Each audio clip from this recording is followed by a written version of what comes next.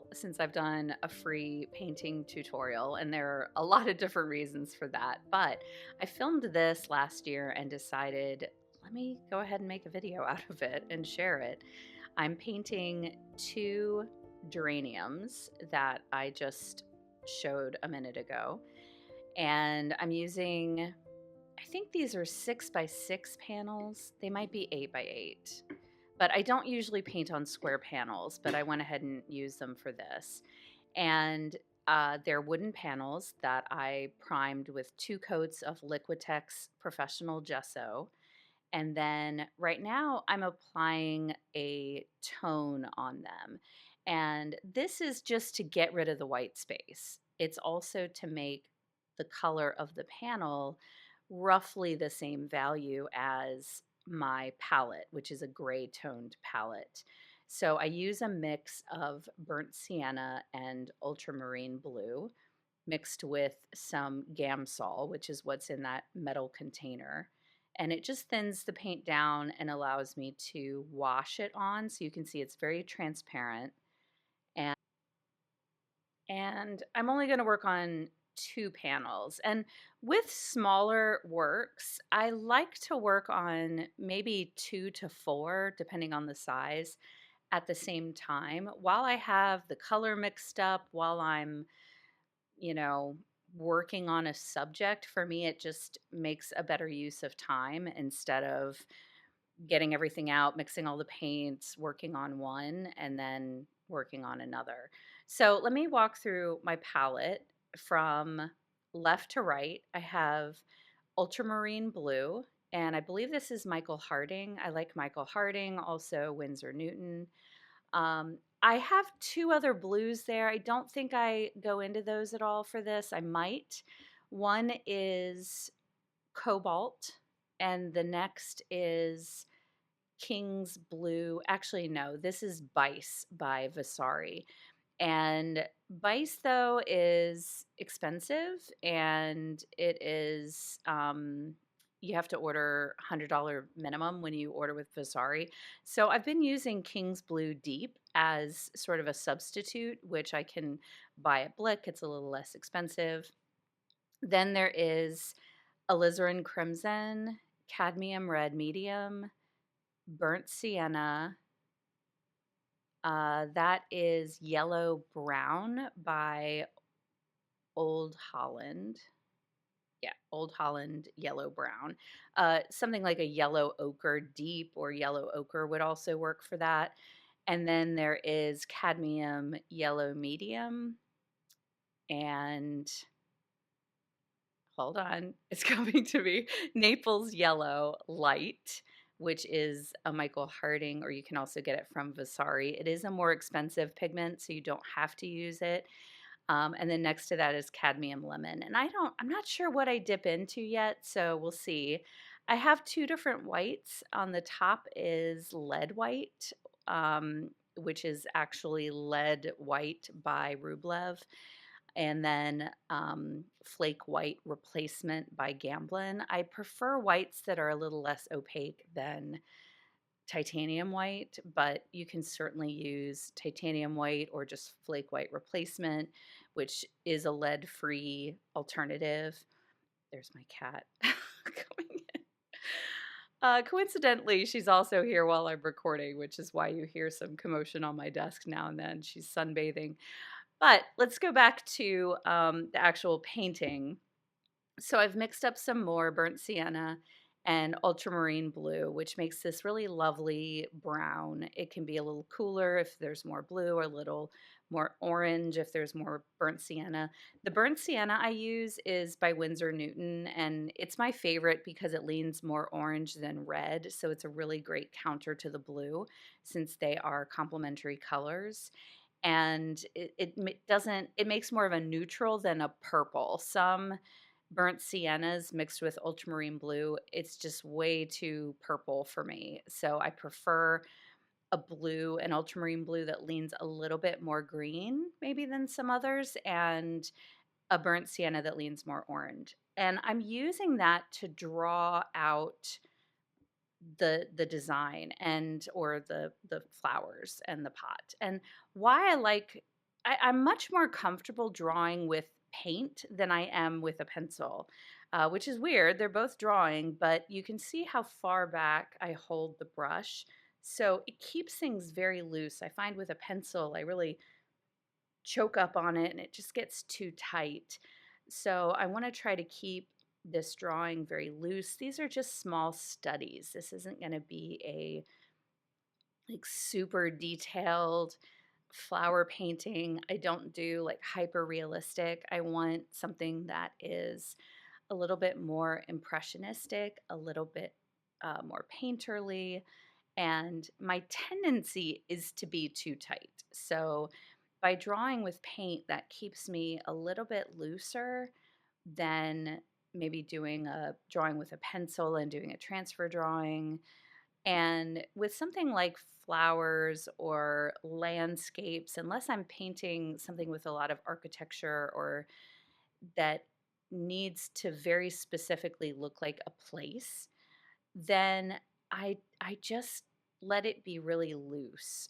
It doesn't have to be specific. Now, when I'm painting or drawing pets or people or architecture, then I have to be a little bit more specific because it has to look like that person or it has to look like a real building that has like weight and structure and substance. But with flowers, you can kind of get away with being a little bit looser. Of course, you do want to pay attention to, you know, the biology of the plant, how it grows. And that's where reference photos really come in or studying from life. So now I have the drawings done. They're just very loose. I'm going to paint right. I got to get my cat out of the way.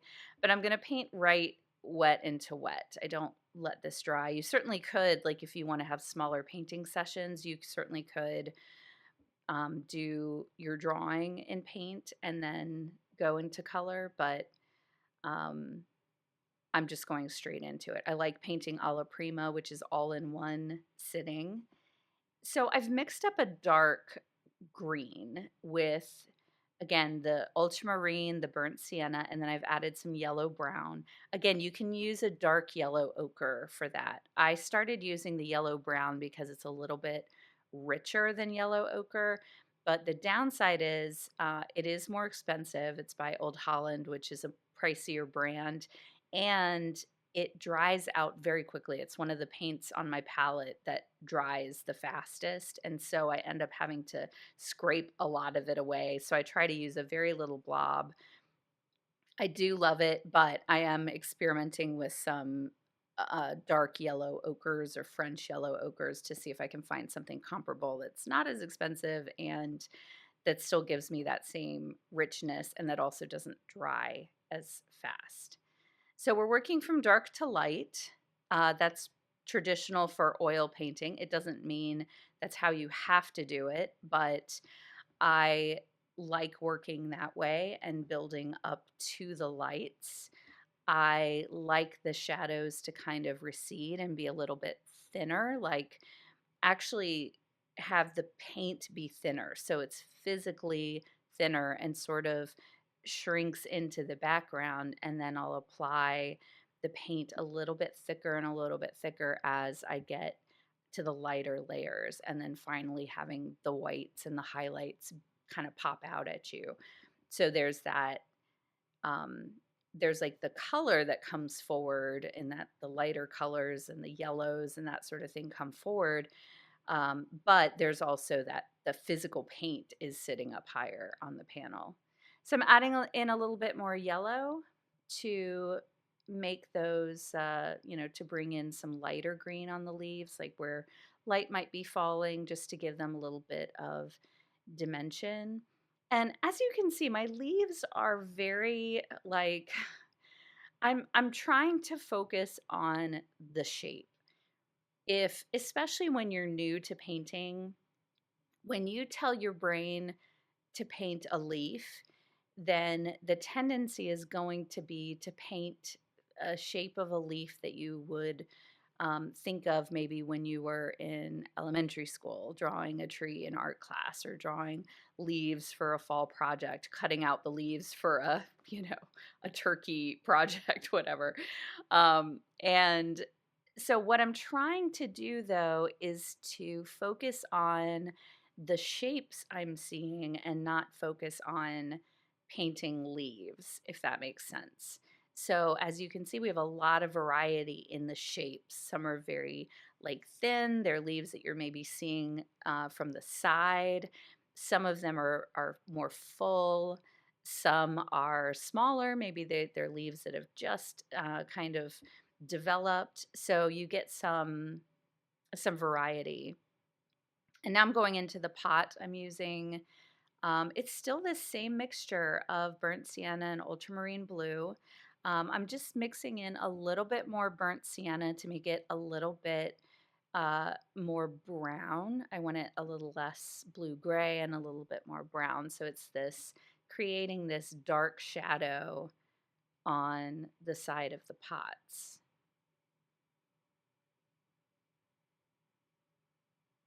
And it's been true for a long time. The colors that I go into the most are ultramarine blue, burnt sienna, and the yellow brown or yellow ochre. Those are the three colors that like I feel like I have to have on my palette. I use them all the time. I know how they all work really well together. If I had to only pick four colors to have on my palette, it would be those three and white, and that would be I would be able to do most of what I wanted to do with just those. For brighter greens, you do need to have a brighter yellow. The um yellow brown or yellow ochre makes a very, um, sort of a very olivey green, which is great for nature. Nature has a lot of olive greens, but sometimes you need those bright spring and grassy greens, and you really need a brighter yellow for that. So I'm just adding in a little bit more yellow to that mixture, that sort of burnt sienna ultramarine blue mixture. I'm adding in some more of the yellow ochre. I think I may have grabbed a tiny bit of one of the other yellows as well to sort of make a terracotta color. Now I'm adding in to that mixture, I'm adding a little bit of red and blue, and I'm creating that sort of back darker shadow on the pot. Color mixing, I think, can be really intimidating for people.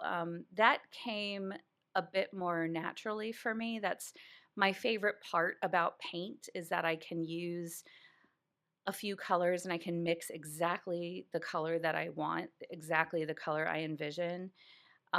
Whereas working with like colored pencils or pastels or a medium where you can still do mixing, but it's a different kind of mixing. I really struggle with those because I'm like, this is not the color I want. I want to be able to mix my own color.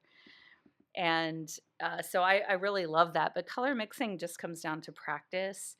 And I have over the years made a lot of different color charts to get to know my colors. I do a lot of very loose color studies because for me and my art, I think color is what's most important, and it's definitely more of a strength for me than like drawing and draftsmanship. So as you can see, I continue to work in mixtures that I already have on my palette. If they're close enough to be able to work with, the next color I'm mixing, then I'll just continue to mix into them. And then I'll start to make new piles when I'm kind of going in a totally different color direction.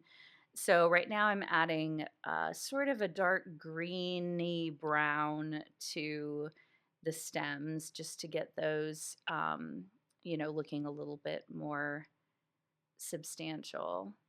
As far as a brush, I think I'm using a Rosemary and Company Ivory Flat, and it's probably a 1 or a 2. It's a pretty small brush because I'm working on a small panel. But as you can see, I have a couple of other brushes set aside that I can use um, when I need to switch out. I tend to use a brush until it's not serving me anymore, and then I'll switch out to something else. I don't switch just for the sake of switching. So I'm mixing up kind of a gray for the shadow, a purple gray.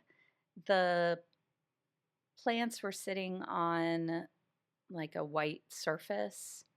I may have made that up. I'm not sure if that was a part of the reference photo or not. I think these are some pictures that I got online, maybe. They may have been, I took some of my neighbor's geraniums as well. And so it may have been kind of, I'm making up like the pot and the table, but I'm using her geraniums as like a reference for the shape and um, of the flowers and the leaves and stuff. I don't quite remember because it's been a little while ago.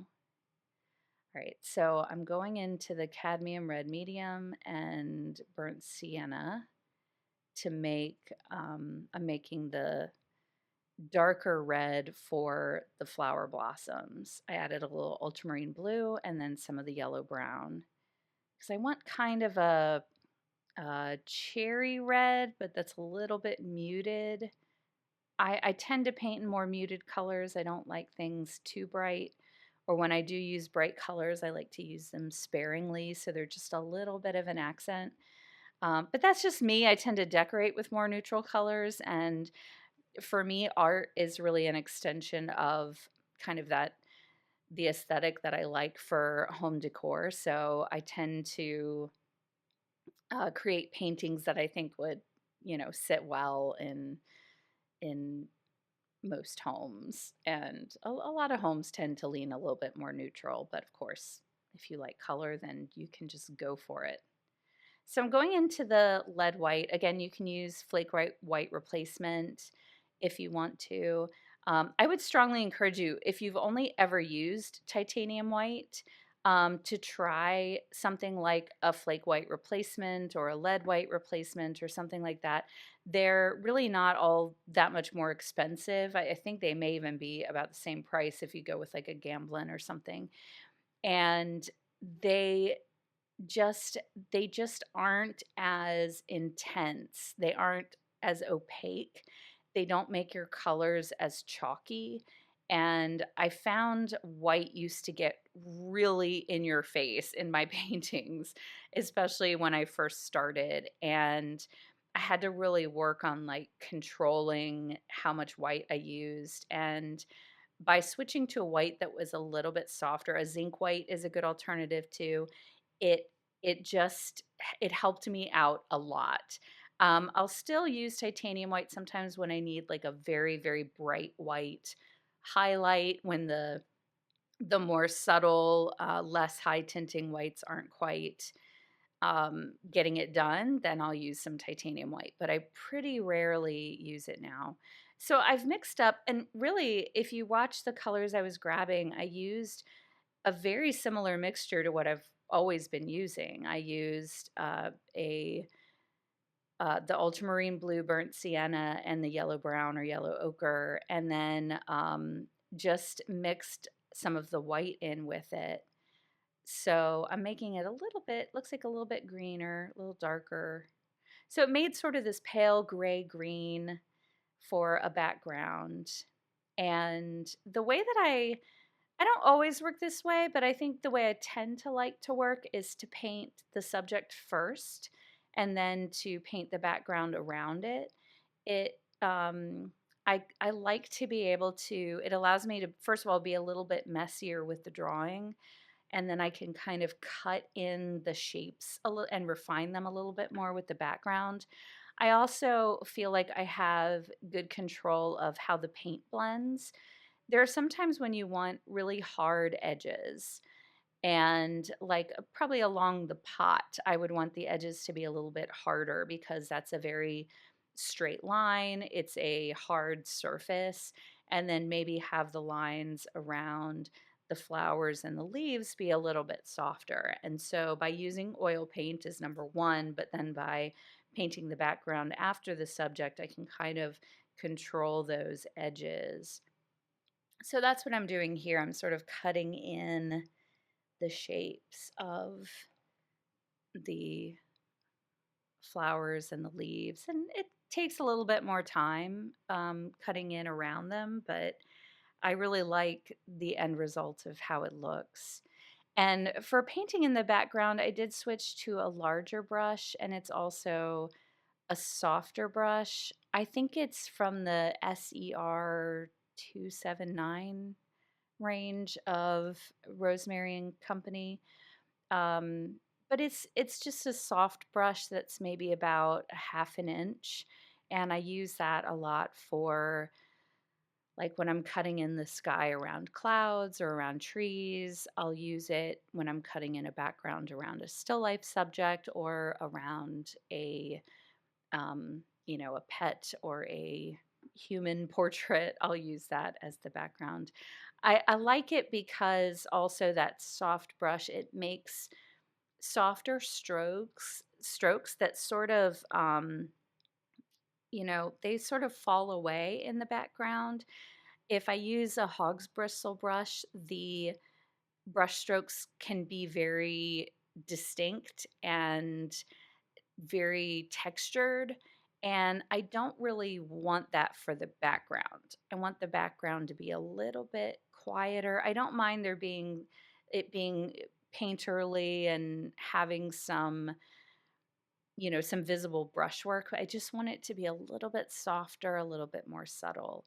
So that's why I like using a softer brush for that. I may come in with a hog's bristle brush at times and maybe add a little bit more texture, but especially just for a plain background, I want the flowers to be what pops forward, and I want the background to be a little bit quieter. So sometimes, and I might switch to a smaller brush here, getting into some of those tight little places, and in most cases, I'm just using the corner of the brush to kind of cut in. And again, I'm going for more of an impressionist look, so it just doesn't have to be perfect. I just want to give the impression of these flowers in the pot. I really respect people who paint things that look very lifelike and realistic. I think it's just amazing. But for me, I feel like we have cameras for that, and I want to paint something that looks like a painting. I want it to be a real celebration of the paint itself and of the vision of the artist. And I think sometimes when things are like too perfect and realistic, it feels a little bit like that creative process um isn't as celebrated. So it's probably also I just couldn't do it. I wouldn't be patient enough for it. I like things I can kind of crank out pretty quickly. so so I have great respect for people who do that. But for me, I don't ever want to feel like I'm slavishly copying something. I want it to always be, this is the way I'm seeing it. This is the way I'm looking at it. And that's just a personal preference. There's no right or wrong way. So you can see how that background really made the flowers pop out more. And I do want to point out the reason why I use a sort of this warm brown tone for the canvas is because I tend to paint cooler. I tend to paint in a lot of blues and greens, and this it kind of keeps things a little bit warmer. We had to switch panels here. Kind of keeps things a little bit warmer, and I don't always, but I do sometimes allow that background color to peek through, which just adds a little bit of warmth. It kind of makes the paint glow a little bit. I think in this one I pretty well cover it all up, but there are times when I leave a bit more exposed. So we're just going to cut around the flowers on this next panel with this same background color, kind of a mix of sort of a blue, gray, green, just a nice pale neutral color. And again, this is just something I'm kind of making up. I used a reference photo just for the shape of the flowers, and then I'm just kind of making up the rest, which I would say, okay, do I normally do that? Normally, I try to use the reference photo and be pretty true to it, but I can sort of make up a background. I've been doing that more with like dog and horse portraits. I like to sort of put a background in that maybe feels like similar to maybe a painting from the 1800s where it's sort of this generic bucolic landscape behind them. I'll sometimes make up the background for things. It just depends. But I when it comes to like the anatomy or the biology of something specific that I'm painting, then I definitely am faithful to the reference photo, but I will sometimes adjust the background somewhat. I think you have to be careful with changing the background too dramatically because the colors that are around a subject inform the color of the subject. So if you've ever, if you see anyone sitting in a hot pink room, the hot pink is going to be reflecting off of their face and their hair and their clothes, off of their eyes. That's why we don't often paint or photograph people in hot pink rooms because then it ends up looking really weird. Um, but the color of what is around the person, the color of what the light is reflecting off of will inform the color of the subject. So you just need to be aware of that, especially if the subject is in or surrounded by a very strong color.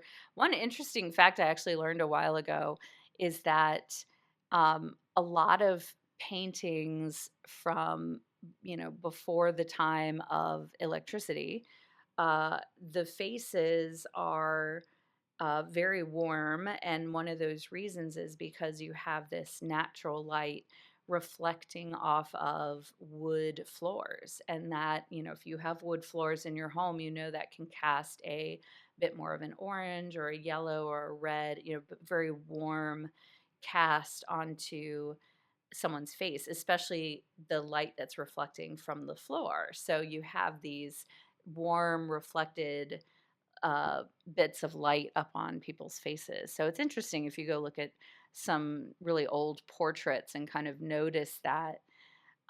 Whereas more modern portraits may be painted in studio lighting or in, some other kind of artificial lighting is going to have a very different kind of look. So, speaking of lighting, I'm painting these in the evening. This is after we changed the clock, so it was really dark, really early. And so I do have. So this is it's like really late afternoon, early evening, but it was dark enough that I had to turn a lamp on. So you're seeing a reflection from an incandescent bulb. So I know some artists are super, super specific about the lighting. I prefer to paint in natural light when I can, and I am in front of a window, so I am still getting some natural light coming in. You can kind of see that reflecting off of the drop cloth.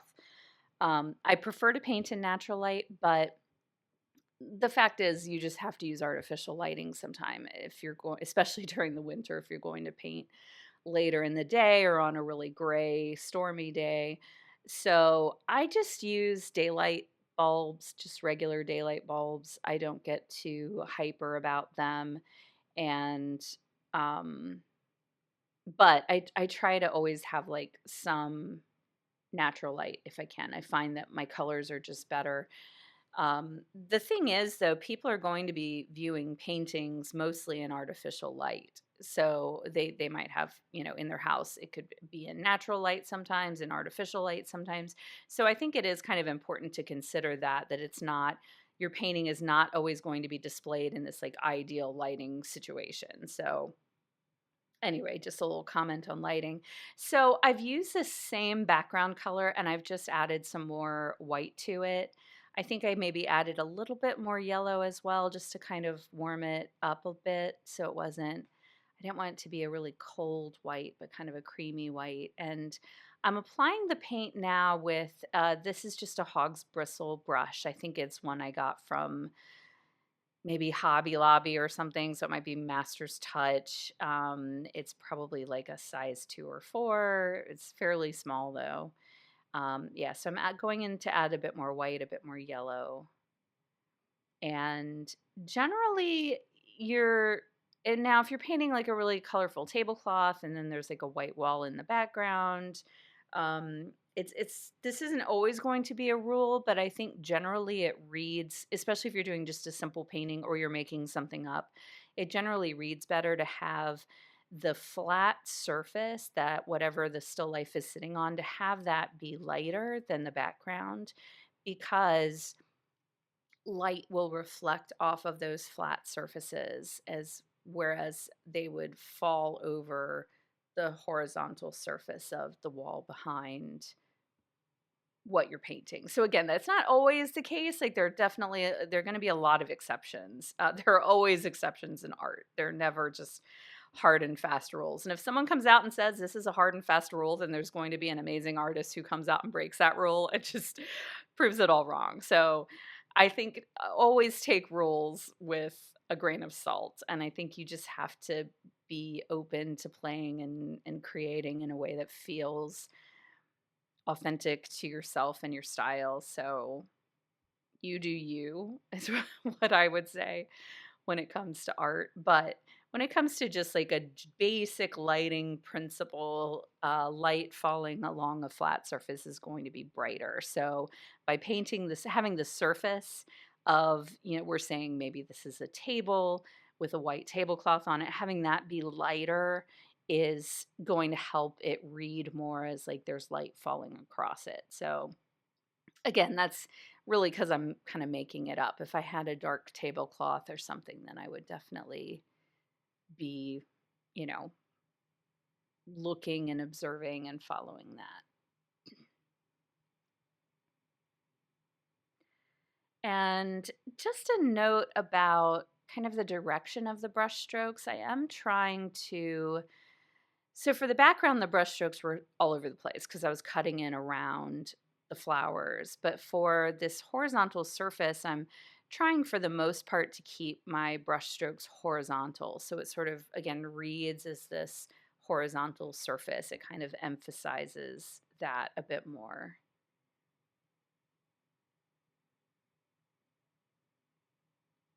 And by using a Hog's Bristle brush, I'm getting these kind of chunkier, thicker brush strokes in contrast to the more smooth brush strokes that I used for the background, and also for the pot and the flowers. So it's providing a little bit of variety in texture, which I like. I found if I use one kind of brush like the whole time, it can feel a little one note, whereas if I mix it up between more aggressive, dramatic brush strokes and then more subtle ones, that I find that it's, for me, just a little bit more of an interesting painting. I enjoy playing around with those textures a bit.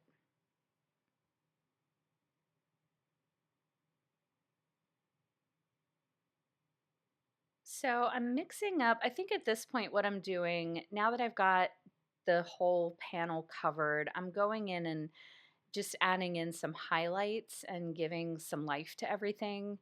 And the reason why I'm doing this at the end instead of like before I cut around the flowers with the backdrop is because the the background is going to tell me how light I need to go. So on the leaves and the highlights and stuff. So I don't want them to blend too much into the background. I want them to continue to pop out. So by putting that in, I can kind of see where I need to go with those highlights on the leaves.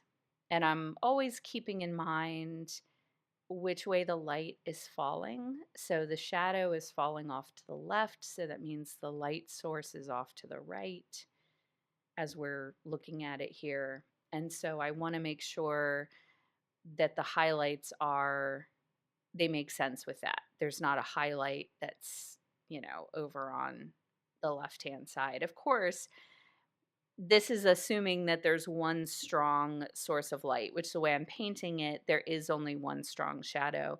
A lot of times when I set up still life, especially in my studio where I have natural light and I also have some artificial light, I can end up having a stronger shadow on one side and then maybe a soft shadow on another side from light that's coming in from a window. So there can be a lot of light bouncing all around a space. And that's something that when you're setting up a still life that you want to sort of keep in mind is, how much light you want bouncing around. So I'm using the cadmium red and I'm going into the cadmium yellow, it looked like, to kind of make a little bit of a terracotta highlight for the red flowers. You have to be really careful when you're lightening reds, and I learned this early on as I was just making these like chalky pinks when I'm just trying to do like a red highlight, in that when you add especially a really opaque white, like titanium white, to a red, you end up getting these very, it really like desaturates the red. And instead of it looking red, it looks pink, and not even like a really appealing, bright pink, happy pink. It's this very like dull, chalky pink. So I have found that it's better to focus on the intensity of the red, have the red be more intense when I want it to look a little brighter, and to use just as little white as I need to lighten it.